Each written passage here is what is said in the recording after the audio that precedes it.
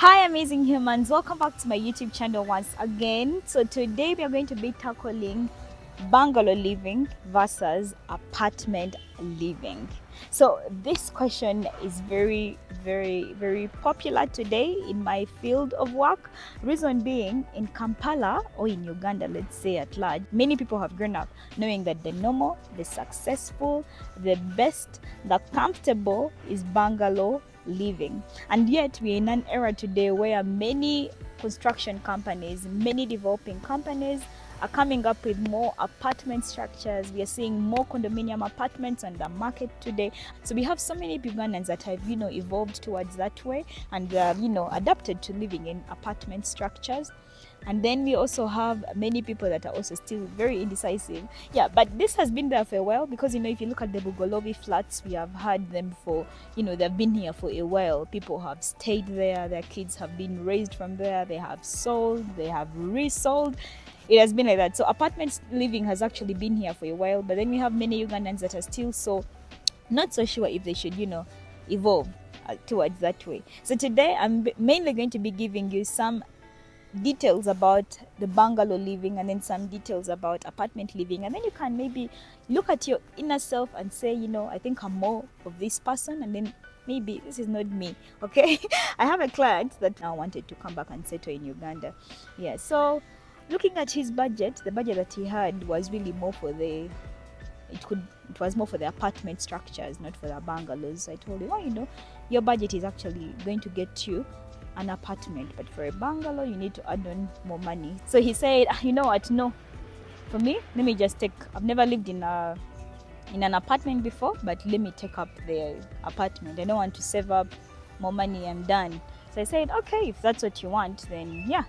And when he bought it, he lived there for, let's say, 1 month or 2 months. After living there for that short time, so I reached out to him. I was asking him, oh, hey, how is it living there? Are you comfortable? And he told me, oh my God, Suzanne, this is not me.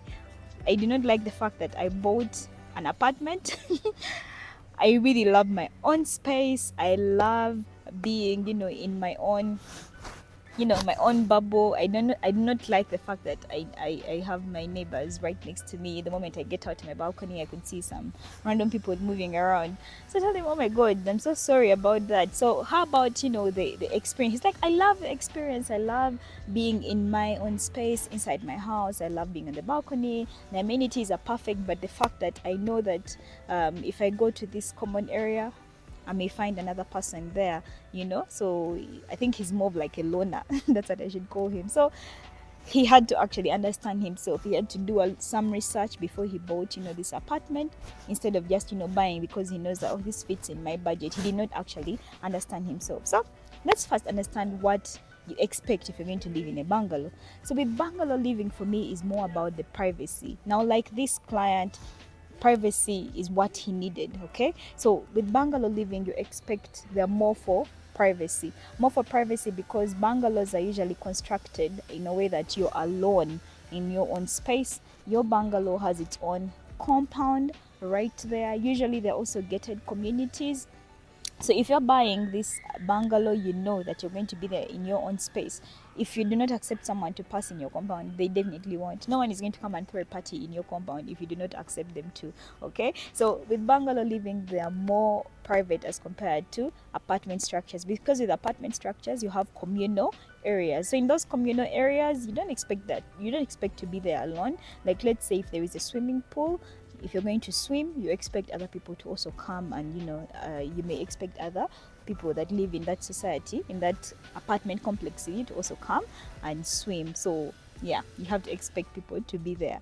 Yeah, so bungalows are also more for the charm for me, because if you're, let's say, have envisioned this thing in your mind and you want your bungalow to look a specific type of way, you're definitely going to do that because all the decisions are relying on you. So you're going to give it your own unique touch, your own unique features. You're going to give it your own designs. The surroundings are going to be according to what you actually want. Yeah, so you don't expect to be you don't expect anyone to come and give you rules on how you should on how you should construct your bungalow, unless, let's say, the estate you live in has some guidelines of how they should the bungalows that are going to be constructed should look like, let's say, on the outside. But if there is nothing like that, then it all depends on you. You can do whatever it is that you want your bungalow to look like, as long as it fits definitely in your budget. Yeah. And even if, let's say, you bought it and it's already constructed, you can always modify the external features according to how you want, as opposed to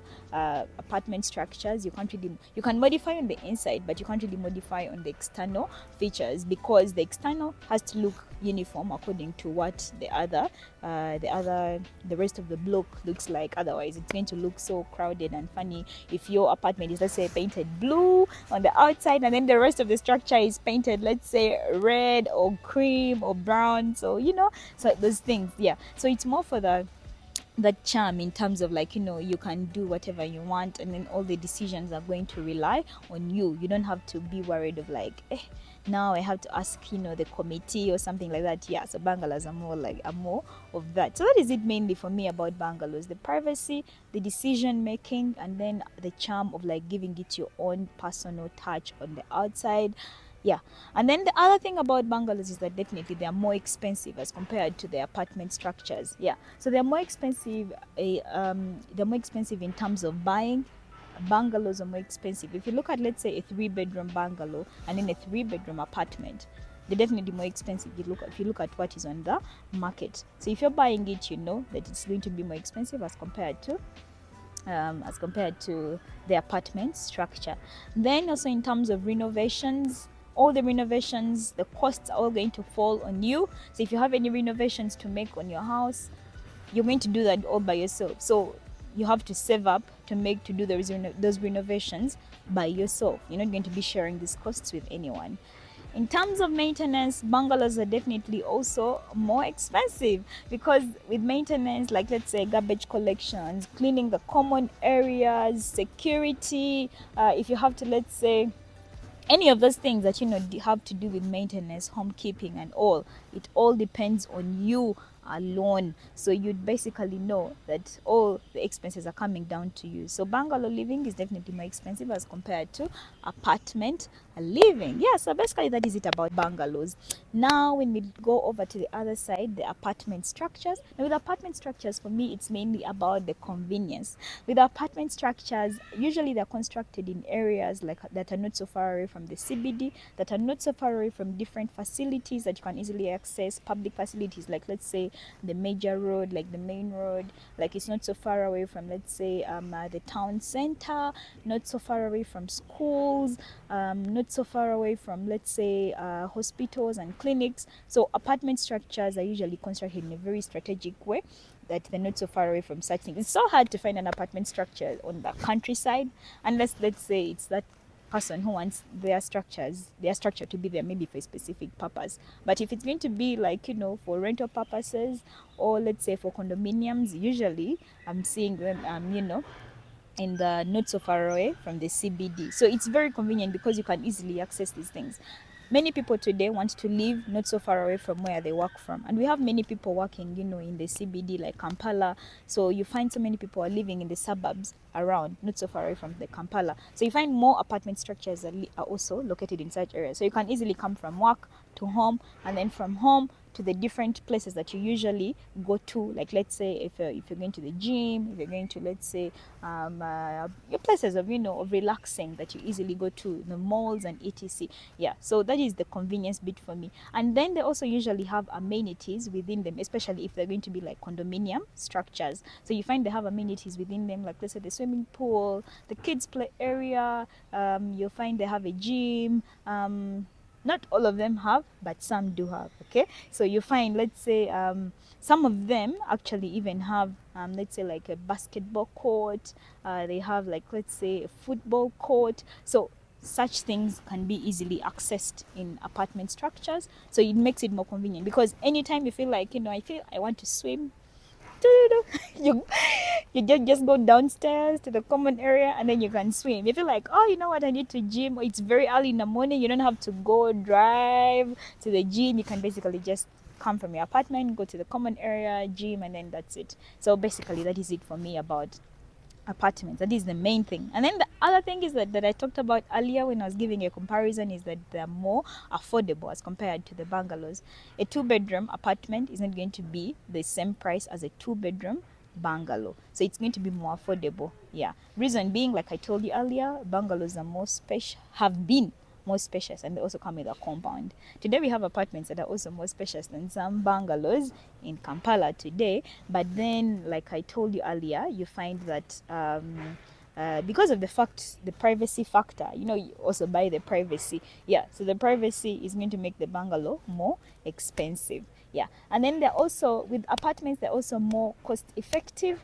Reason being that they're more cost effective, like in terms of maintenance, because you share costs with your neighbors. Like let's say cleaning the common areas, the security, all those different things, garbage collection. You share the costs. If it's insurance, you're going to share the costs with all your different owners or occupants. Yeah, so you collect a certain fee that you'll collect monthly. That fee is going to be brought together and then split onto all of these different things, so you're living a more comfortable life, whereby all these, you're able to access all of these things, but then at a cheaper cost. Yeah, so that is it about the apartment structures. The comfort comes in terms of being able to get many of these amenities, many of these benefits, yet you're spending less. And yet with the bungalow living, the comfort is more of like you have more space to yourself. Yeah, then also with apartment structures, you have to know that you also have less control over the external features. You can't easily like renovate your outside. You can't like renovate like your external features to look more different as compared to the rest of the block. Like I cannot come and say I want my outside of my apartment to have stone work done to it, and yet if the others don't have stonework, then you definitely can't do that. But you can do it over to your inside. If you bought your apartment and you want to give it a certain personal touch or a certain personal feel, yeah, so you have to do that to it. Yeah, the other thing for me is about the busyness. In apartment structures, you expect the busy to be there most of the time in the common areas. Okay, so you're not going to go to, like, let's say the swimming area or the common area, or like the staircases, or let's say the rooftop. If you're going to be hanging your if the clothing wires are, let's say, on the rooftop, you will go to hang your clothes, you'll find someone there. You'll go to swim, you'll find someone there. You'll go to the gym, you'll find other people gymming. You have more people walking about in the compound. You have more cars entering, looking for parking and all. So in apartment structures, you'll find a more busy life going on as compared to the bungalow living, because it's only going to be your car entering your your premises. No other car is going to be entering unless the person is like your guest or something. Yeah, so basically that's it. That is how you can weigh in, am I more for the bungalow living or am I more for the apartment living? If you love seeing more people around, you're more like the social kind of person, and then we also have more elderly people that now want to be seeing more people around them, then apartment structures is it for you. If you're more for the private lifestyle, like that client of mine, like I told you about earlier, then you can go in for the bungalow living. Yeah, so basically that is it about bungalow living and then apartment living. All you have to do is to look down at yourself and say, what is my lifestyle like? What budget do I have? And then you can be able to decide that this is who I am, this is more for me, let me work more towards this other side. I hope this video was interesting and that you loved it, and that it was very educative to you. Until next time, stay safe.